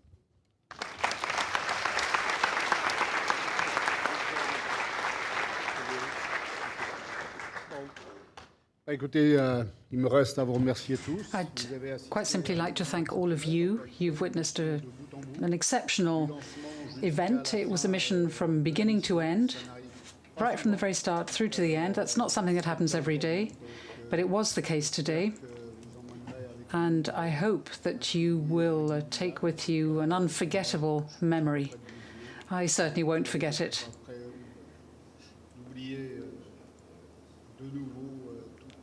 Nor will I forget all of the men and women who have given us this success.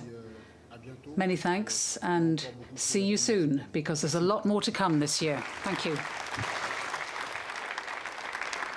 Corey has gone down to join his colleagues. You can't blame a man. He was just too excited. I will say that when we had the hold in the countdown at the top of the broadcast, he did not look like a happy man, but he left here beaming. And there you have it, Vega's fourth launch a success. Congratulations to everybody involved. We will say goodbye over some shots of a final launch replay. Fantastic mission. Everything went very smoothly. An exceptional mission. As Jean-Jacques Dordain said, we're all witness to it. Arianespace once delivered. Tonight with Vega for ESA's IXV. 11 more Vega missions in the order book for ESA and other Earth observation missions, including a double launch and 2 more this year. So until then, on behalf of everybody here at Europe's Spaceport, Joshua Jample here, for Salvatore Mancuso of ESA, saying thank you for being with us. We hope you enjoyed it, and we're looking forward to seeing you next time. Goodbye, everybody.